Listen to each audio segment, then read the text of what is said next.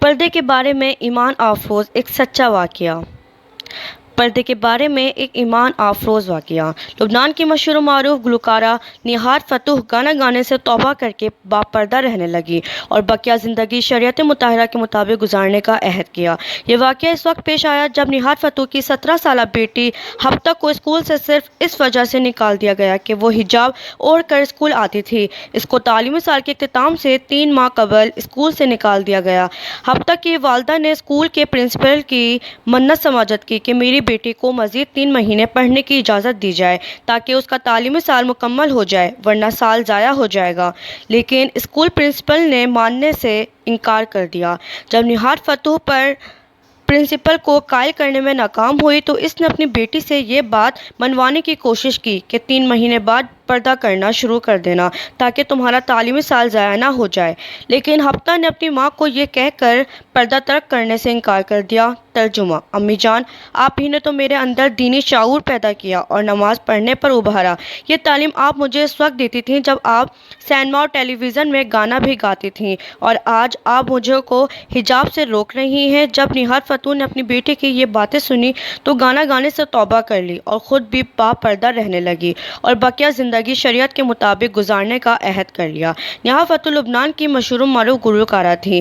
انہوں نے کہا کہ مجھے اللہ تعالیٰ نے دین کا یہ شعور شیخ عمر القافی المصری کے مواعظ سے عطا فرمایا تھا، اور ان کے مواعظ کے اثرات ہی ہیں کہ آج ہمیں شریعت مطہرہ کے مطابق زندگی گزارنے کی توفیق ہو گئی۔ انہوں نے مزید کہا کہ ان کے مواعظ میں دنیا سے بے رغبتی کی ترغیب بھی موجود ہے۔ ادھر نہار فتوح کی والدہ سعاد محمد نے یہ خبر سنی کہ نہار فتوح نے گانا گانا چھوڑ دیا تو ان کو بہت ہی زیادہ دکھ ہوا، جس پر سعاد محمد نے کہا کہ میری بیٹی کی خوبصورت آواز سے شاید اب لوگ محفوظ نہ ہو سکیں۔ وہ نہار فتوح کو دوبارہ آمادہ کرنے آئیں، لیکن نہار فتوح نے اپنی بیٹی ہفتہ کے نقش قدم پر چلتے ہوئے انکار کر دیا اور اپنی والدہ کو دین کی بات سمجھانے کی کوشش کی، جس پر سعاد محمد اللہ سے معافی مانگ لی اور نہار فتوح سے دعا کے لیے کہا اور خود بھی حجاب کرنے کا عہد کر لیا۔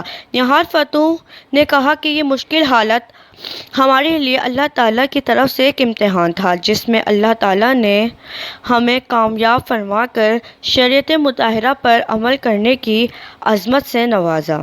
بے شک ایک اپ ٹو ڈیٹ عورت کا حشر۔ دوسرا سچا واقعہ۔ گزشتہ دنوں لاہور کی سب سے بڑی، با-رونق اور خوبصورت ترین سڑک مال روڈ پر ایک ایسا روح فرسا منظر دیکھنے میں آیا جسے یاد کر کے سر ندامت سے جھک جاتا ہے۔ یہ ایک حسین شام کا واقعہ ہے۔ مال روڈ کے اس حصے پر جو بیڈن روڈ مال کے چوک سے چیئرنگ کراس کو جاتا ہے، لوگوں کا ایک بہت بڑا گروہ تالیاں بجاتا ہوا جا رہا تھا جیسے کسی میلے پر جا رہا ہو، اور ہجوم کے آگے ایک اپ ٹو ڈیٹ خاتون دو پٹے میں اپنا منہ چھپائے اور نظر نیچے کیے جا رہی تھی۔ ان کے ساتھ 2 مرد تھے جنہوں نے ایک سیاہ فام نوجوان کو، جو میلے کچیلے کپڑوں میں ملبوس تھا، پکڑا ہوا تھا۔ سول لائنز میں تھا، جہاں تک کہ ہجوم کی تعداد میں اضافہ ہوتا گیا، تالیوں کا شور بھی بڑھتا گیا اور اس خاتون کی نظریں اور زمین میں گرتی گئیں۔ اس ہجوم میں وہ ایک ایسی مجرمہ معلوم ہو رہی تھی جس نے گویا ایک بڑے گناہ کا ارتکاب کیا ہو۔ لوگ بھی اس پر طرح طرح کے آوازیں کس رہے تھے۔ تھانے میں اس خاتون نے بڑی شستہ انگریزی میں پولیس کو بتایا کہ وہ شادی شدہ ہے اور وہ لاہور کے ایک معزز گھرانے سے تعلق رکھتی ہے۔ اس سیاہ فام نوجوان نے مذاق کیا تھا، جس پر پولیس کو اطلاع دے دی گئی۔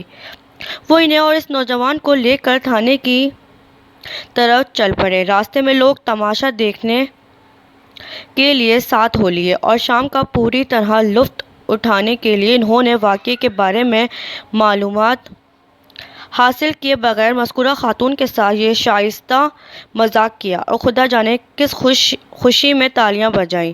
خاتون کے بقول ایک سوٹ بوٹ صاحب بولے، یار یہ اس نوجوان سے پھنسی کیوں نہیں؟ دوسرے صاحب نے جواب دیا، کوئی آپ جیسا اپ ٹو ڈیٹ پڑھا لکھا جوان ہوتا تو پھنس جاتی، اس غریب سے کیا پھنستی۔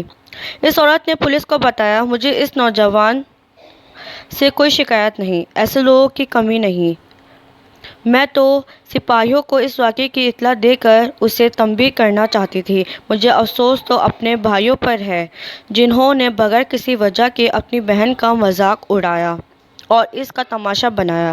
نوائے وقت 4 جولائی 1956۔